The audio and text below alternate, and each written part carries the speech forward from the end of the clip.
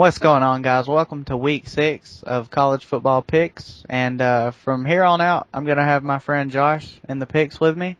So go ahead and say what's up, Josh. Hey, what's up, guys? We finally got some marquee matchups in college football. Finally, I mean, there's really been no really good matches so far. I mean, there's been a couple, but nothing like five in 1 week. All right, go ahead, London.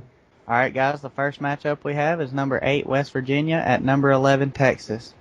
Well, I just have to get off my chest right now that Geno Smith, the West Virginia quarterback, right now has 20 touchdowns already and almost 1,800 yards. If that doesn't have Heisman all over it, I don't know what does. They might as well just go ahead and hand it to him right now if they're going to play absolutely nobody with defense. I honestly do not see how you can be a fan of a football team that only plays on offense. It's not competitive at all, and the last person with the ball is going to win the game every single time. I honestly fell on the ground laughing, and I had tears in my eyes when I seen Geno Smith had 8 touchdowns and almost 700 yards in the NBA joke of a game that they won 70-63 playing at Baylor. Their schedule gets a little tougher, but with no defense, who knows what will happen.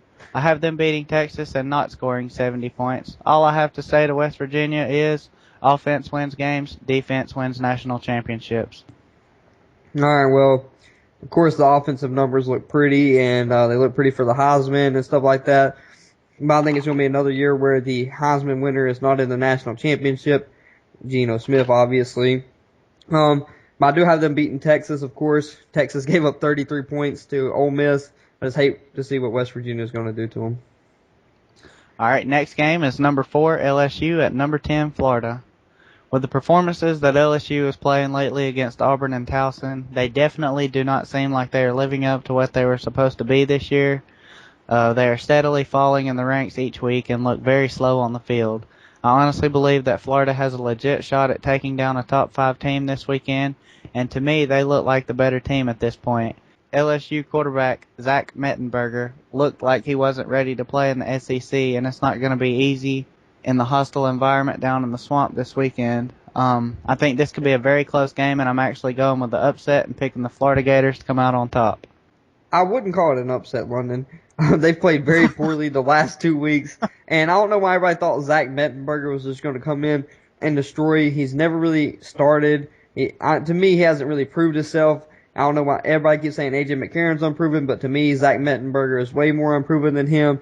And everybody was hating on Jordan Jefferson, but I think he was actually one of their best quarterbacks they've had recently. He was a really high rated recruit coming out of high school, and in every game except for the ones he played Alabama, he did really good in. That's why I've got Florida Gators winning this one.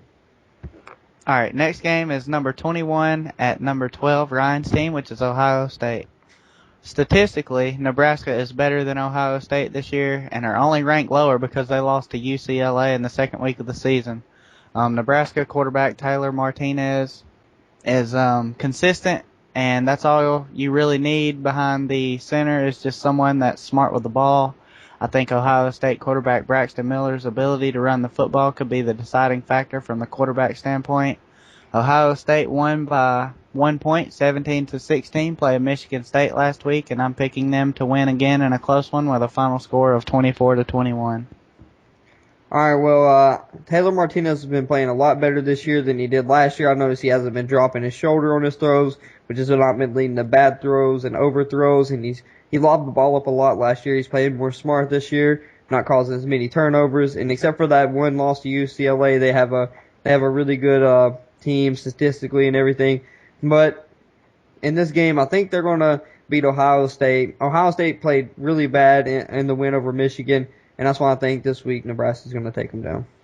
All right, guys, it's time for the game of the week, which is a SEC matchup, a top 10 matchup. We have number 5 Georgia at number 6 South Carolina.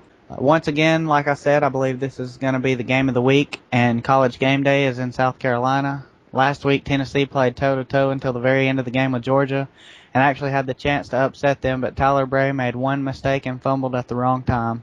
Tennessee forced some very key turnovers that almost won them the game, and they came up just a little bit short. South Carolina, they started out a little bit slow playing Kentucky, but they took off in the second half and left with the win. I've been looking forward to this game for a few weeks now, and it's more likely going to show who in the SEC East makes it to Atlanta at the end of the season to play for the SEC championship. As of right now, I think South Carolina is the favorite to win this game, especially since they have a two-quarterback system in Connor Shaw and Dylan Thompson, who both have over 500 yards each and 5 touchdowns on the season. Playing against two quarterbacks makes the game plan harder to manage and could be the deciding factor if Georgia isn't prepared. Aaron Murray is good and all, but South Carolina wins this very close and exciting game. Yes, I think this will be a good game. Georgia played Tennessee in a close one last week, and at the beginning of the game, I thought Georgia was going to walk away with it. Their defense was dominating and everything, but then one mistake by Georgia led to a lot of motivation for Tennessee to get back in the game and everything. And they finally got back in the game. But I think the reason why Georgia's going to win this week is their defense is going to be better than South Carolina's defense. So I'm going to go with Georgia in this one. Well, alright guys, that wraps up week 6 college football picks. And if you like these videos, you can subscribe for more. Me and Josh will be here every week during the college football season bringing you these videos. And if you watch football on Sundays, you can check out our NFL picks that are also on this same channel. So until next time guys, Roll Tide.